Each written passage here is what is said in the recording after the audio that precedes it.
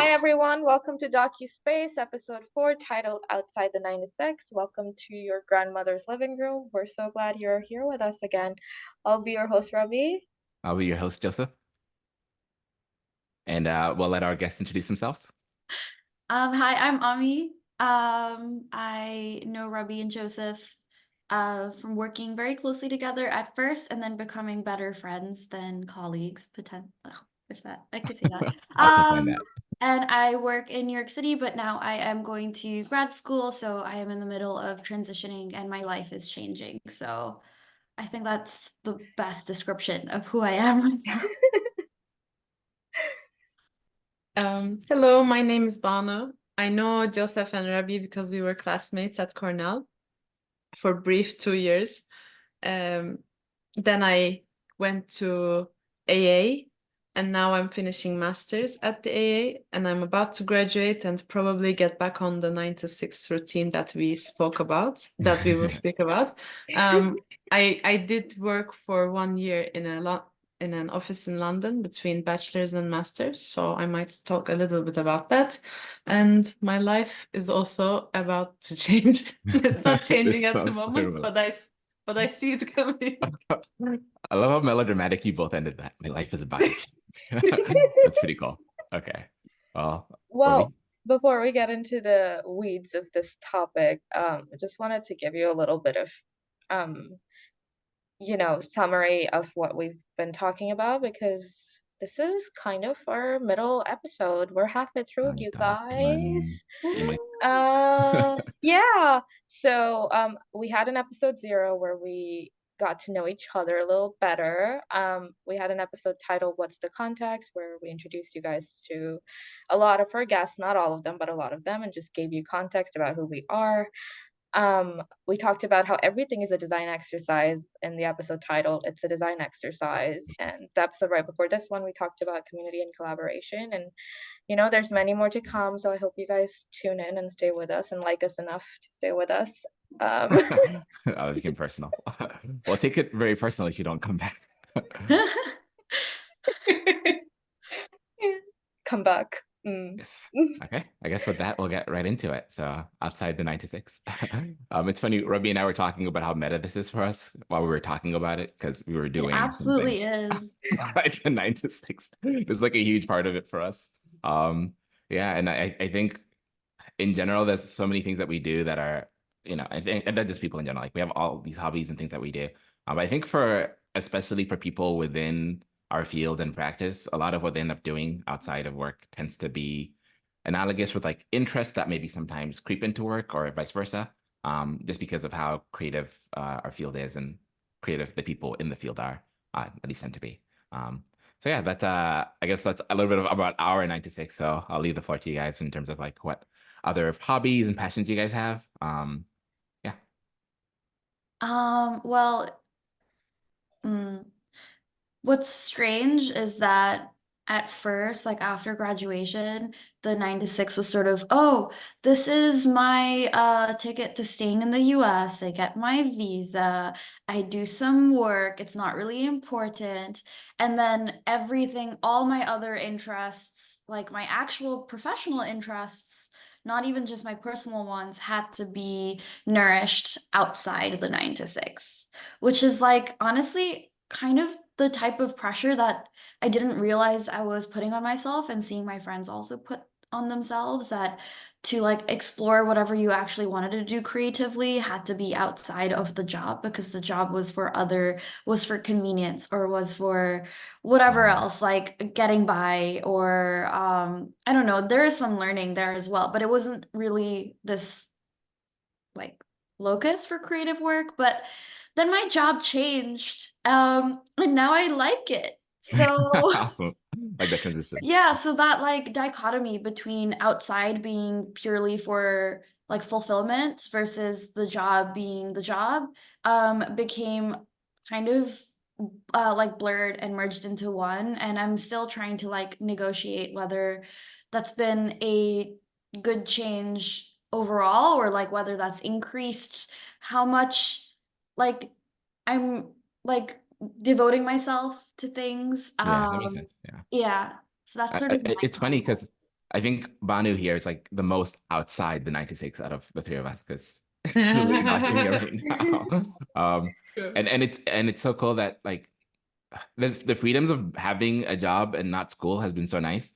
You know, like I finish work and then that ideally stays at work and then I do my other stuff. As with school, you know, you finish studio or whatever and you're still thinking about it when you're eating, you're thinking about it when you're in another class, you get home, you're like, I have to do something for studio. And you work on it till who knows when, or you have assignments and then you have all these other things. In a weird way, even though our school schedules were so much more malleable, in terms of like, you know, you have like these gaps in your schedule, it always felt a lot more busy and a lot less divided in terms of those boundaries. So Vanya, I guess since you're still in school, Yeah. I'm not sure if you have some interest in expanding on how that's been for you. Yeah, I fully agree because like we get so at Cornell projects were like term-based, and at the AA it's a year-long one design project. So there's more research going on and a lot more responsibility, and like you're basically given a brief and you have to like resolve everything on your own within a year, which would never ever happen in an office.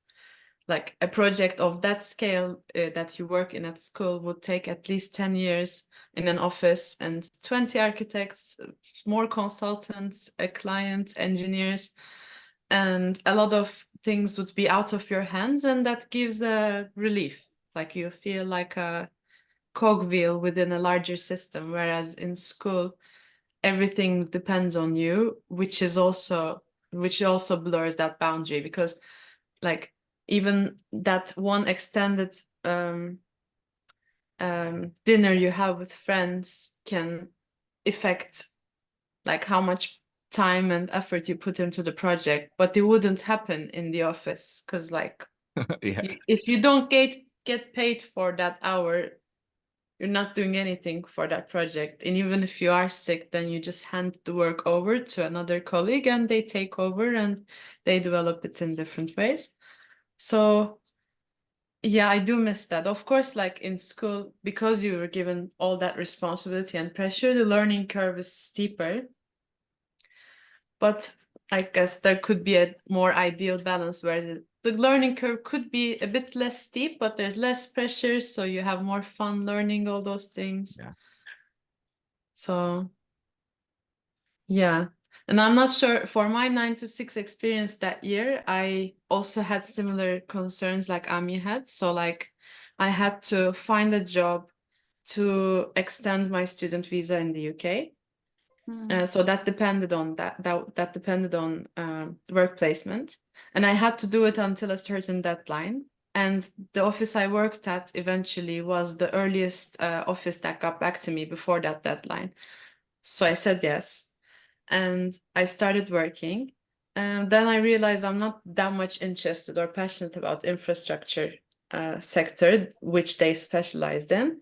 But if I were to transfer, like that would also affect my visa or my qualification as an architect once I graduate. So I had to stay.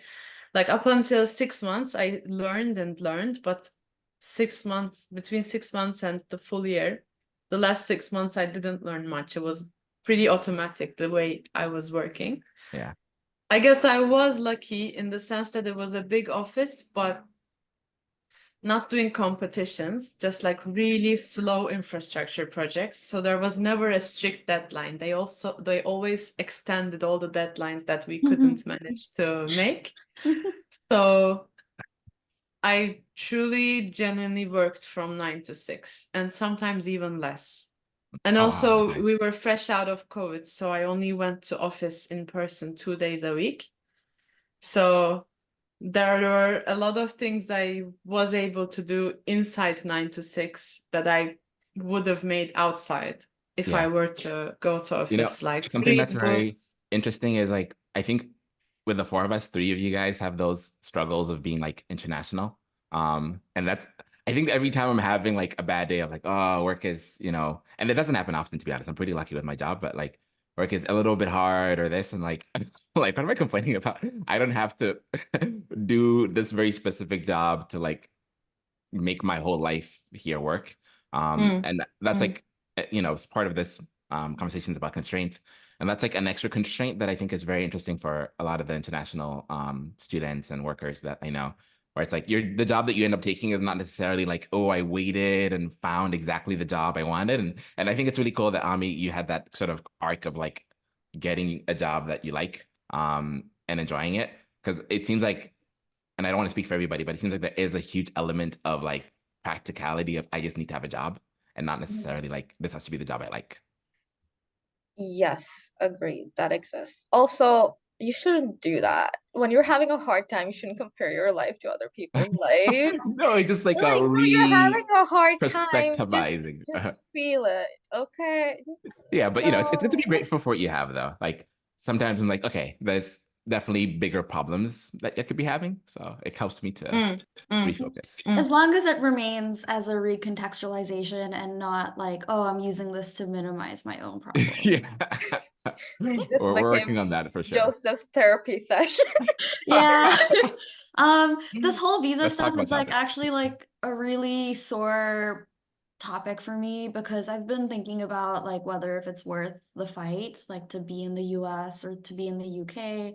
Like why was it default that I come all the way here for my education? Why was it default that I leave my parents? Like my mom and dad have sort of also like been thinking like, yeah, this was just like it was a given in high school that you come to Cornell and then you like get a job in the city, and it just sort of felt like I didn't critically question these decisions, and it also felt like decisions that a lot of my community in India were making from an international school, an IB school. I mean, I will never regret coming to Cornell, but I am sort of wondering whether I should be thinking about the trajectory of my life in a way that's a lot more creative than just being like, oh, I need to be in the States to achieve these dreams that I have. The biggest thing I was considering going abroad for grad school, like you, Banu, but like I I couldn't quite can figure how to deal with constraints versus my community. Like my community here, what am I losing if I'm leaving the country? All the friends and lovely people that support me here. Is that something that I need to put value in? And that ended up becoming a really huge part of choosing where to go to graduate school as well, like being closer to the community that I already have. But I don't know, like we are sacrificing so much to be in these countries. Robbie is nodding. That is felt, I see. Yeah, Right. Yeah. I agree.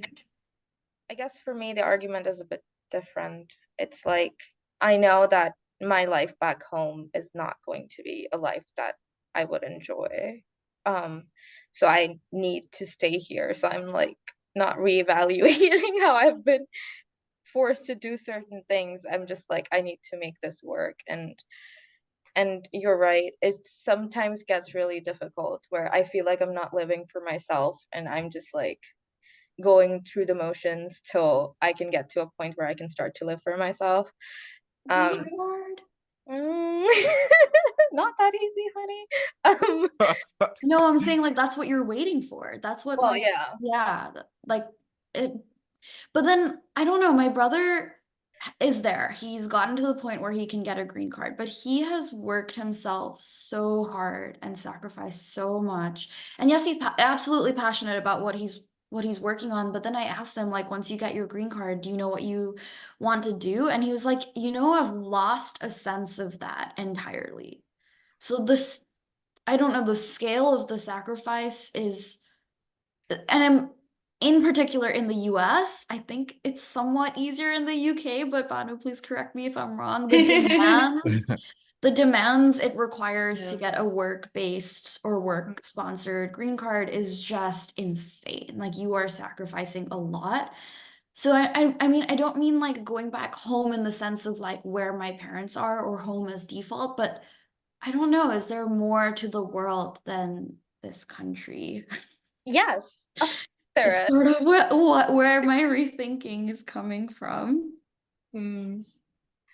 Yeah, it's like I think it's easier in the UK too, but I understand where you guys are coming from because my twin sister, she went to Boston College and she still lives in Boston working as a psychologist, and for her, like her, not only her visa status relies on her work, her health insurance also Right. relies on being employed somewhere, which is just crazy. Like it just adds all these layers into what work starts to mean for you.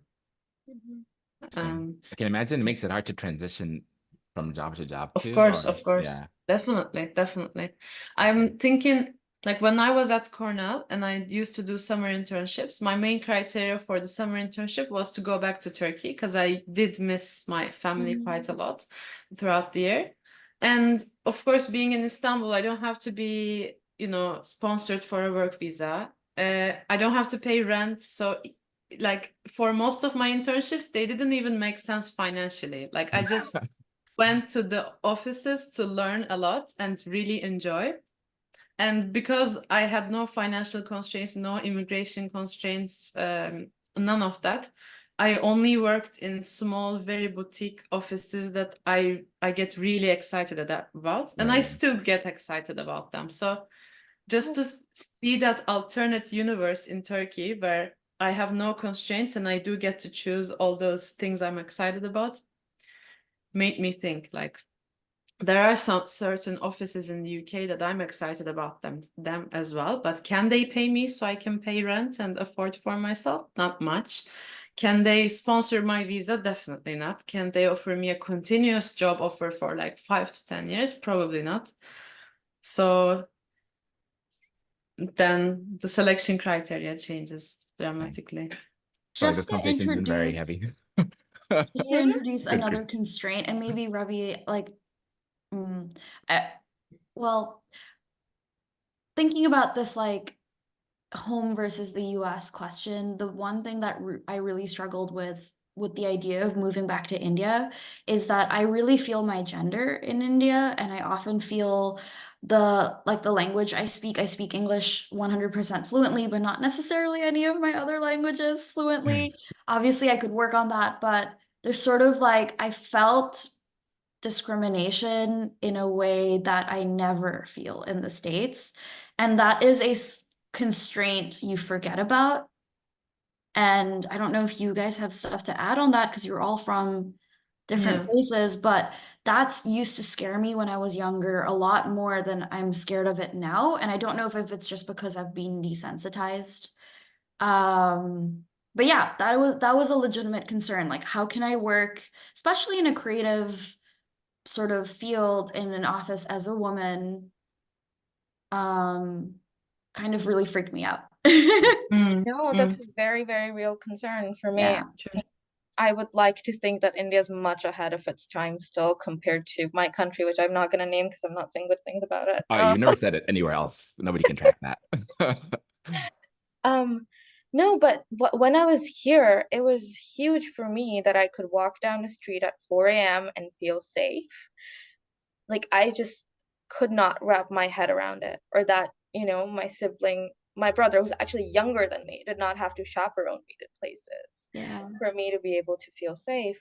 And so when I do think about going home, and I miss my family so much, they're a part of me, they're my heart. It's just like I know I want to work for the rest of my life. It's something I feel passionate about, and I want to learn for the rest of my life. That's also something I feel passionate about. So like it just doesn't seem like a place where I can do that as well.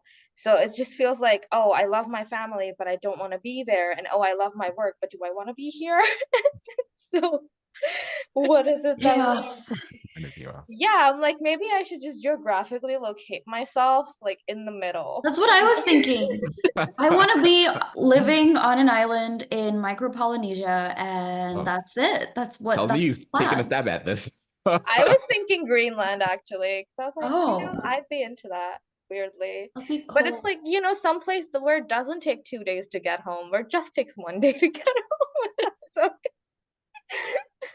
I think it's been great. Like, I think we've really done a good job at illustrating just how much work is, well, restraining or curating our lives. And this is funny. The conversation we had about it's a design exercise was basically talking about how our lives are a design exercise and we have to do and think about all these different decisions and how it's going to affect our trajectories. And that's something that I think we're going to probably be struggling with and figuring out forever until we get to a stage of like, just things not really having to feel as monumental.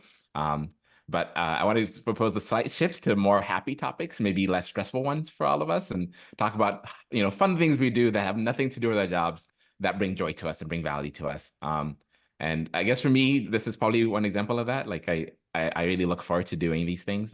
Talking to Robbie every other week, every week actually, getting ready for the next episode and We things like talk that. too much. Ugh. We do.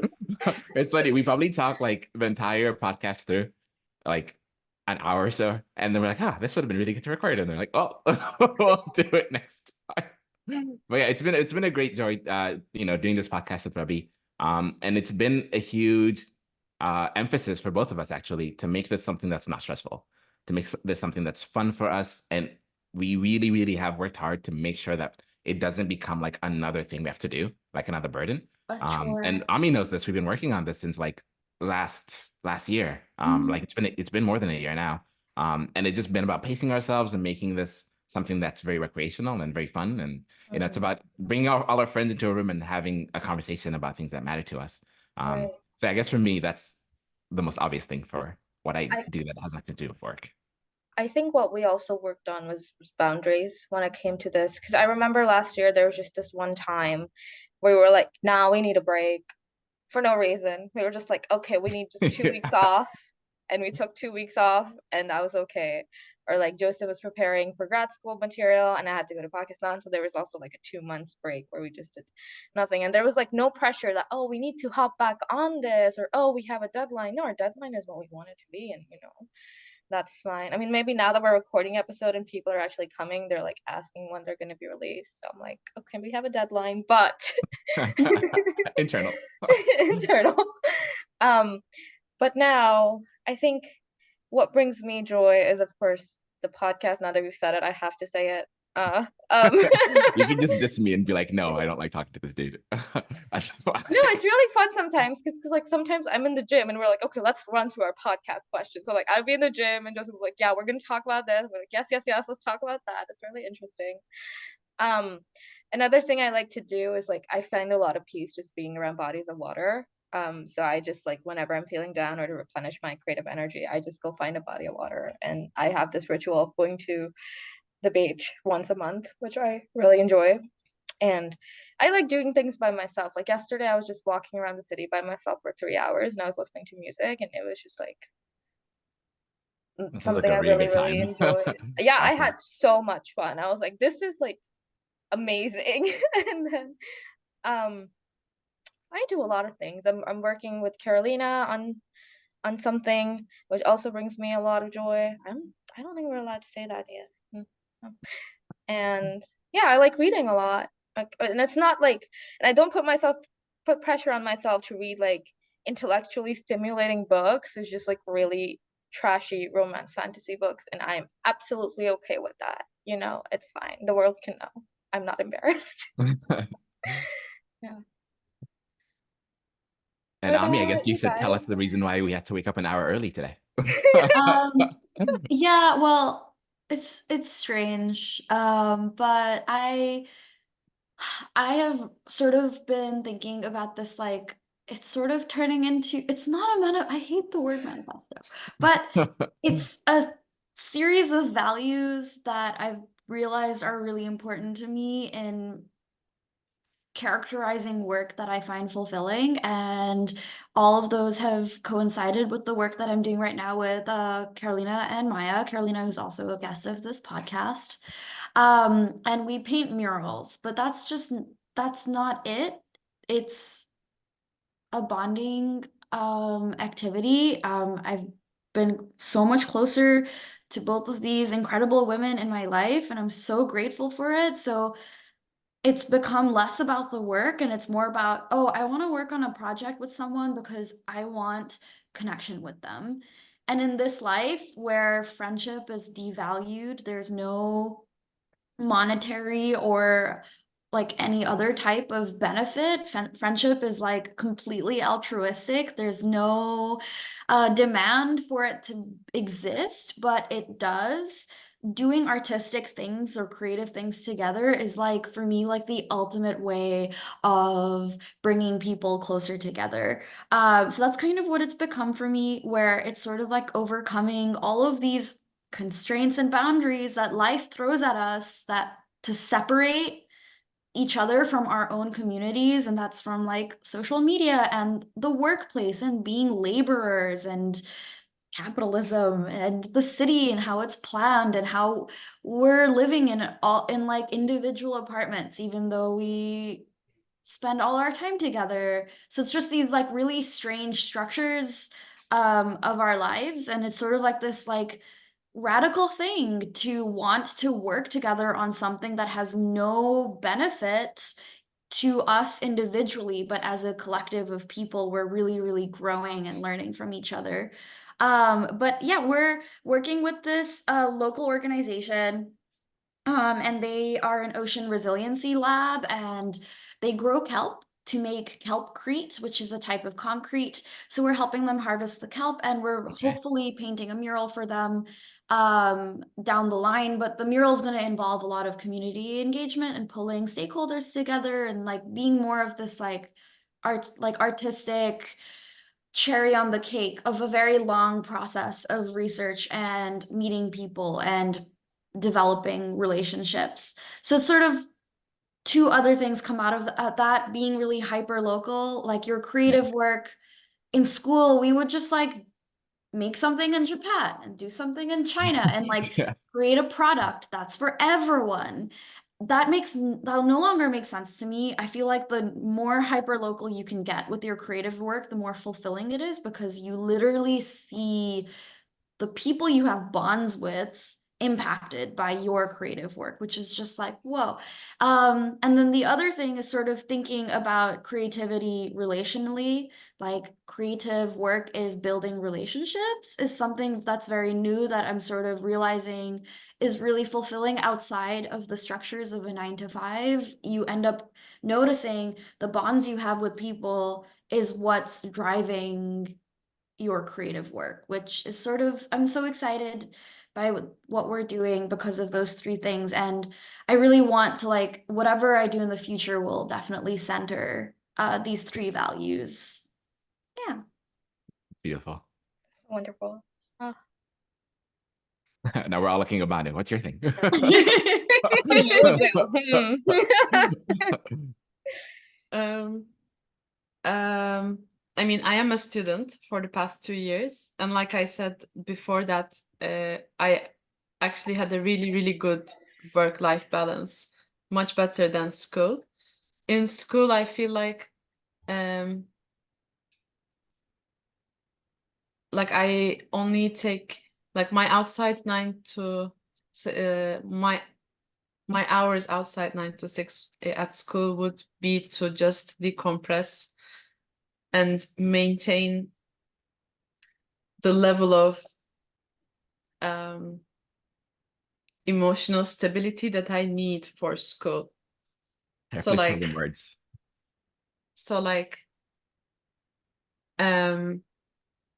if I had more emotional capacity, and let's say I have 5 hours, I would definitely go outside and take a walk and read a book that would nourish me, or cook something that I haven't cooked before. But before those 5 hours, if I had a super tough tutorial and I don't know what I'm doing at that moment and I feel a bit stuck about the project, I know I have to work, but I don't want to do that at the moment. But I also cannot like let go of it fully and go out. Then I just read something trashy, or like watch something super temporary, watch something that doesn't mean anything, and it just turns my brain into like a sponge or something for a few hours, and then I get back on the schoolwork.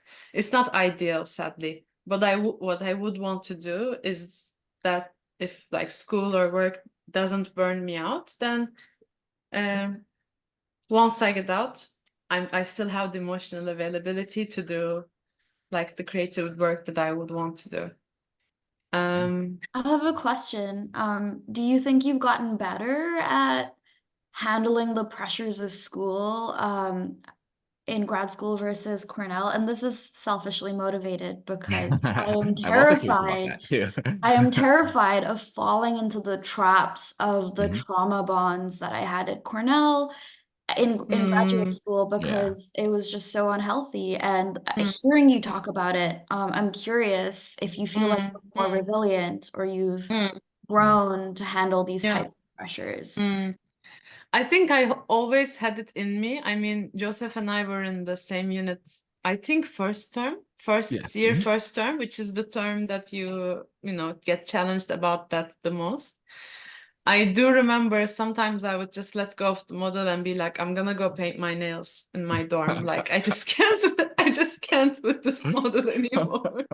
So I think I always had that in me, but yeah, like the work culture in Cornell is more 24/7. You know, Milstein doesn't even close at all, but AA closes. The facilities close at 10 p.m. So you cannot do anything, and it makes zero sense to bring a huge model outside school and try and work on it.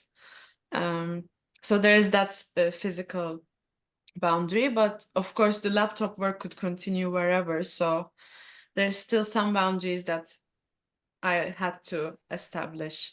I think it got better over time, but it's not as good as office where it's 6 p.m. and you get out. Yeah. That sort of strict boundary I never had to. I was never able to set. But I think that I guess if you have to, then you can. Because in our year there was a classmate of us at Cornell. You guys might remember Alex. He was Mormon, so he didn't work on Sundays at all, and he didn't consume tea or coffee. So he had those strict boundaries because of his belief system. And of course, he graduated as well. So, like, seeing him, I think, okay, there is a way to finish architecture school without ever studying on Sundays or without ever drinking coffee or tea. You know, I the have coolest thing. a sort of response to that. You gave examples of external structural boundaries, like the fact that Cornell doesn't close, the fact that your religious beliefs can like help you setting those boundaries, or workplace is seen like their labor laws in protection. So the Very fact that true. we take personal responsibility for our boundaries, now I'm getting angry. The fact that we take personal responsibilities for our boundaries, even though sometimes it's a structural problem, especially at Mm, Cornell, mm, mhm, infuriates me, right? Like it's again, and I hate being that person, but it's the system. It is the Um, system. Yeah. Yeah. I was gonna say the When cool thing I about Banu actually, and I think Robbie was very excited to have you on this episode too. We were like, I remember in school, or the two years we had with you, we were like, Banu's super good at like always having like a very good center. And I think you're saying that you already something that's always in you. Oh, And that's something that thank like really you. came across as like, no matter how stressful the situation was, she always seemed to have a capacity to allow herself other things. I Yeah. really, really struggled with that. And the Oh my closest I God, ever the got was, incident. Can we talk yeah. about that? Not the incident, but like Oh, there the was this competition. competition. I Oh wanted my to gosh, bring that it was up. like a Are you legendary okay if moment we for tell the us. story, Banu? She knows. It Do was you so mean the cool. competition beginning of second year? Yeah. Yes. So Go ahead. this competition it's kind of really stupid how they make us do competitions in college. It kind of makes sense because you also have to do them at work, but there was this competition and it required a lot for us to do in like a ridiculous amount of time, and people were skipping classes to do it, which also didn't make sense because you should attend your class. And then Banu was like, I am not gonna care about this because there's better things to care about, and she just didn't do it. really? No. Okay. Well, Robbie's okay. missing a lot of details. I I'll know, fill I in for know. you. So this is what she did, right? So on the day of the competition, I think like hours before, she was on her way to studio. She's like, we have to present something because it's not an elected thing. You have to do the competition. Well, I have failed a few times, but so on the way to studio, she picked up a rock and then just carried the rock to studio. She's like, this is my site. And then she like laser cut the contours of the site on like a very typical looking building, like Literally. Like a house, yeah, like a it's like a picture house. And then she Yeah. placed I it said- on this rock. And that was her work for the competition. How And did the best how part, did they react? the best And- part was they were kind of into it. Yeah, Andrea pointed at it and was like, "Oh, that's bold." And I was like, "What?" That was the most badass thing in my 5 years. They were of college. figuring I out was like all these conceptual things that she was touching on. And I remember just looking at it, she's like, yeah, I considered that. Wow, you're my hero. This is a heroic story. "This is."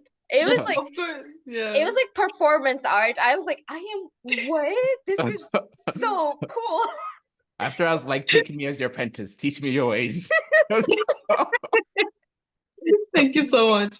I mean, eventually, of course, it didn't win the competition, but that wasn't the The point. goal anyway. I don't think that was the victory the- of it, to be honest. It was the most basic shed design ever, and luckily, on my way from like the dormitory to Mestin, go walking up the hill, I just found a big rock. I was like, this is exactly like the outlines of my site.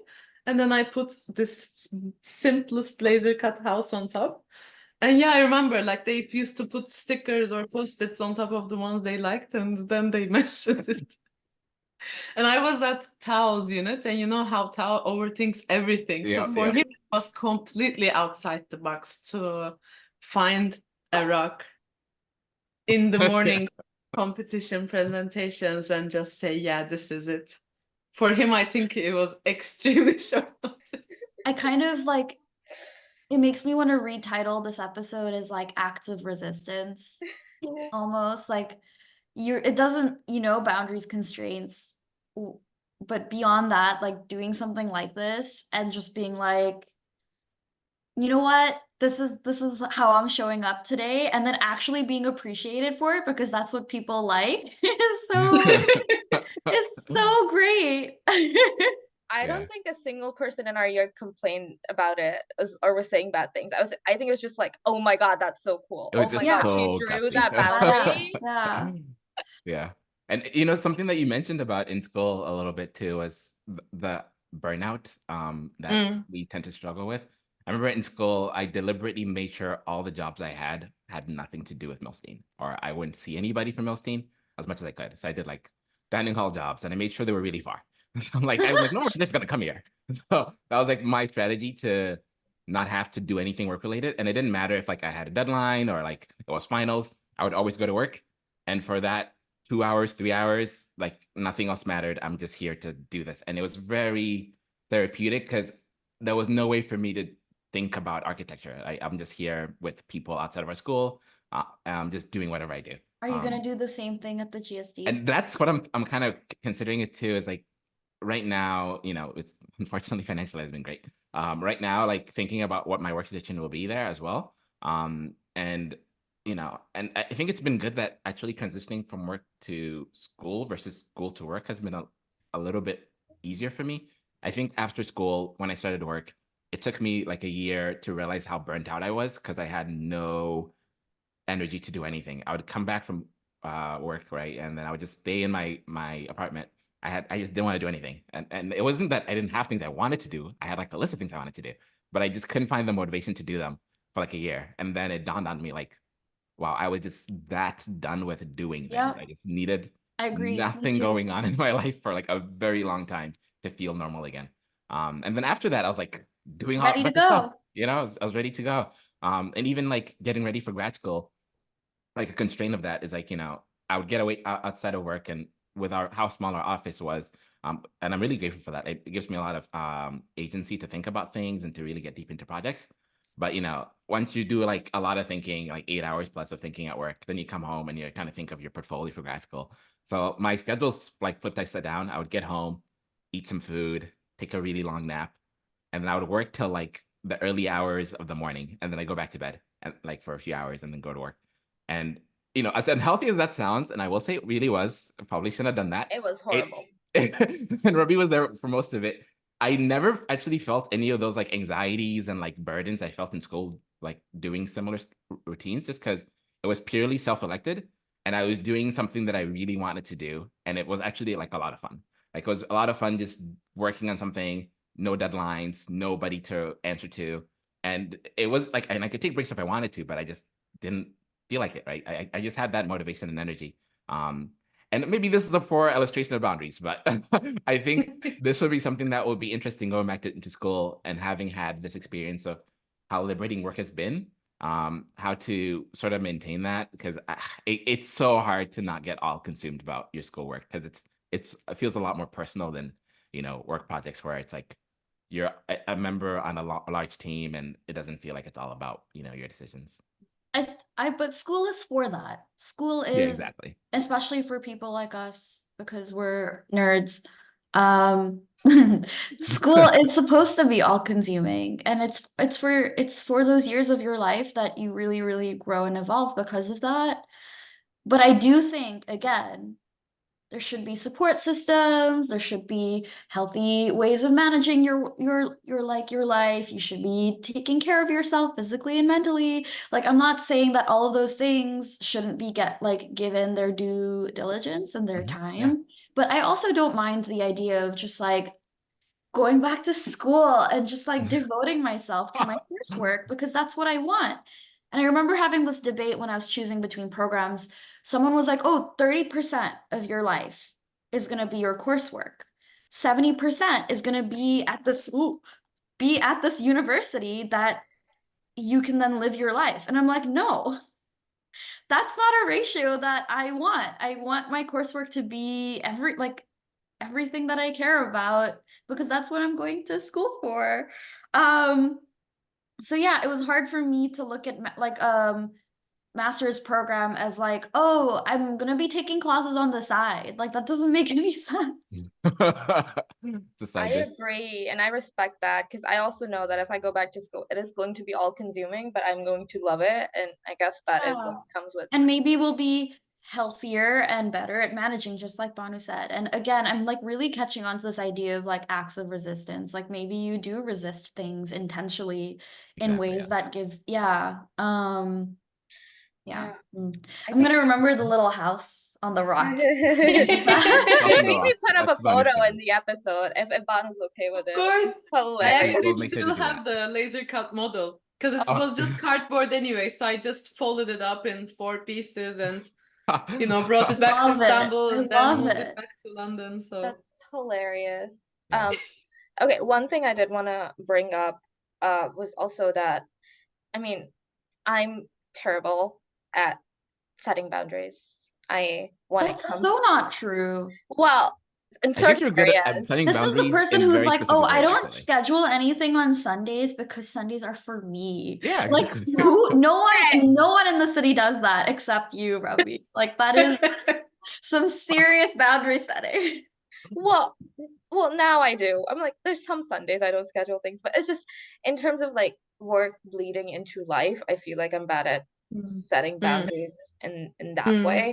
Where like, and I realized this recently in such a dumb way where I was in the elevator and I was with a coworker and I was like complaining about what I was working on. And then I think he heard me throughout the entire elevator ride. And while he was about to leave the elevator, it was like he said the most badass thing ever. He's like, well, good thing it's just a job, right? And he walked away. And I was like, You're the one in this pocket. oh my God, what just happened? And I wish I had that mindset. With that, I think this may be our longest episode yet, which is really nice. I'm really glad it's with you guys. But we asked this closing question from all of our guests and us. It's like, what do we want the audience to take away from this episode? And we're gonna open the floor to this question. I think I can just go. What I want the audience to take away from this episode is just that we know we put a lot of importance on our 9 to 6, and outside of 9 to 6 is just as, if not more, important, and it can bring a lot of value to you, and that we should cherish it and try to establish more boundaries and do things that make us happy. And if you can do that within the 9 to 6, great, do it then too. Yeah.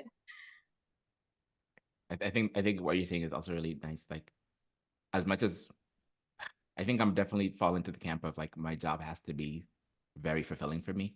And I get that not everybody has that luxury sometimes, life gets in the way and you have to make sacrifices in that way. And I'm very grateful for that, for sure. But I guess what I want people to take away is it's always nice to pursue things outside of your 9 to 6, but it's also okay to take your time and just be in the moment about those things, right? I think we are definitely in a culture where we're very achievement oriented, or we feel very task oriented, right? We always feel like we need to be doing something. And I think sometimes doing something it's important to, fulfill yourself, but it's also very good to just slow down and enjoy those things. I think work already puts a lot of pressures on us, like into the deadlines, and I have to do this way, and I have to do this that way, and that's be this big thing, and I have to, feel like it's very accolade driven. But I think in those things, sometimes you can learn a lot from just slowing down and enjoying that. I think for me, outside the podcast, definitely like taking time to just talk to friends has been really good, and that's something that in school and going back to grad school, I'm hoping to figure out too, is like I have a lot of things that I want to do within my practice and career that I want to do outside of the classroom. And I know that in Cornell, it was very hard for me to find moments that were not like coursework driven. And that's something that I'm very passionate about, is just figuring out like doing things that, are interesting to me and like push my own research. And I want to take my time and do those properly and just do them mindfully. And that's how I'm going to be doing that in the next phase of my life. Mhm. I think adding on to that, it's just like, I think Banu, you mentioned that you would watch a show and then, like you'll feel like a sponge afterwards. I feel so passionately about easy entertainment. I think it's a blessing. It's wonderful. People who are making these shows, I'm like, kudos to you, because sometimes I don't want to see world building. I just want to see friends make fun of each other on the TV screen and I will be so happy. Or I want to see four women in New York City trying to figure out life and I'll be okay. And they just recharge us in a way that I don't think people appreciate enough. Just so easy entertainment is a blessing. Don't feel bad to have these guilty pleasures like reading. Like they're just pleasures, not even guilty. Like reading trashy I books like or that. They're like not guilty, they're just you pleasures. know, Yeah.